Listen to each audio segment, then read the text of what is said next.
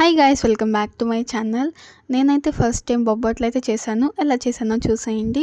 ఇక్కడ నేనైతే తినే శనగపప్పు తీసుకొని మంచిగా వాష్ చేసుకున్నాక ఒక 2 అవర్స్ అయితే వాటర్లో సోక్ చేసుకున్నాను. అండ్ దెన్ గోధుమ పిండి తీసుకొని కొంచెం సాల్ట్, వాటర్ యాడ్ చేసుకుంటూ చపాతీ పిండిలాగైతే మిక్స్ చేసుకోవాలి సాఫ్ట్గా. ఇక్కడ నేనైతే కొంచెం గీ అయితే యాడ్ చేసుకుంటున్నాను. మీరు కావాలంటే మైదా అండ్ ఆయిల్ యాడ్ చేసుకోవచ్చు. అండ్ కొంచెం పసుపు యాడ్ చేసుకొని మంచిగా మిక్స్ చేసుకున్నాక మళ్ళీ కొంచెం గీ వేసుకొని ఇంకా మంచిగా మిక్స్ చేసుకోండి సాఫ్ట్గా వచ్చేలాగా. దాన్ని ఒక 1 అవర్ సైడ్ పెట్టేసుకోండి. ఇప్పుడు మనం సోక్ చేసిన పప్పుని ప్రెషర్ కుక్కర్లో యాడ్ చేసుకొని ఆ వాటర్ని కూడా యాడ్ చేసేసాక కొంచెం సాల్ట్ అండ్ పసుపు అయితే యాడ్ చేసుకొని ఒక 4 to 5 విజిల్స్ వచ్చేలాగా ఉంచుకోండి. పప్పు అనేది ఇలా మెత్తగా ఉండాలి. అలా అని మరీ మెత్తగా ఉండకూడదు. ఇలా పలుకుల్లాగా ఉండాలి. ఈ వాటర్ని మీరు కావాలంటే పప్పు ఆర్ రసంలో కూడా యూజ్ చేసుకోవచ్చు.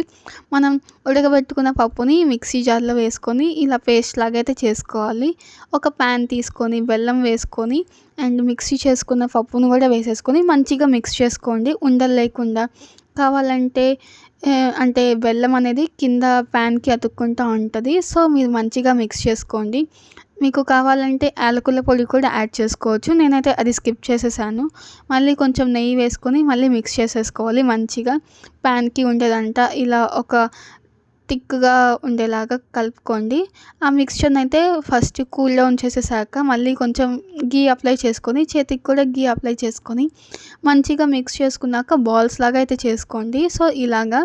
అండ్ దెన్ మనం ముందుగా సోక్ చేసుకున్న పక్కన పెట్టుకున్న పిండిని మళ్ళీ ఒక 2 to 3 మినిట్స్ అయితే నీట్ చేసుకోండి. ఆ పిండిని కూడా చపాతీ బాల్స్ లాగా అయితే చేసుకోండి. మీకు ఎంత సైజ్ కావాలంటే అంత సైజ్. సో నేనైతే ఇలా చేసుకున్నాను. ఇక్కడైతే వీడియో బ్లర్ అయింది. సో ఒక plastic paper or baking paper తీసుకొని ఫస్ట్ చపాతీ పిండిని పెట్టుకొని కొంచెం ప్రెస్ చేసుకోవాలన్నమాట. సో మిడిల్‌లో ఆ పూర్ణం బాల్ని పెట్టుకొని ఆ చపాతీ పిండి ముద్దని చుట్టూ కవర్ చేసుకొని ఇలా రోల్ అయితే చేసుకోవాలి.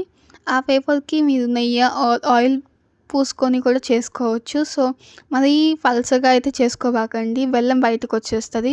అది మళ్ళీ కాల్చేటప్పుడు ప్యాన్‌కి అతుక్కపోతుందనమాట. సో మళ్ళీ ఒక ప్యాన్ తీసుకోండి. నేనైతే ఇక్కడ ఆయిల్ అయితే అప్లై చేయట్లేదు. గీ అప్లై చేసుకొని 2 సైడ్స్ మంచిగా గోల్డెన్ బ్రౌన్ వచ్చేదాకా కాల్చుకున్నాను. టేస్ట్ అయితే యాజ్ ఇట్ ఈస్ షాప్‌లో ఉన్నట్లే ఉంది. ఇవైతే మెయిన్‌లీ మా అక్క కోసం అయితే చేశాననమాట. సో తను అడిగిందని ఫస్ట్ టైం ట్రై చేశాను. టేస్ట్ అయితే చాలా బాగా వచ్చింది. మీరు కూడా ట్రై చేసేయండి. సో ఇలాంటి వీడియోస్ కోసం మేక్ ష్యూర్ టు సబ్స్క్రైబ్.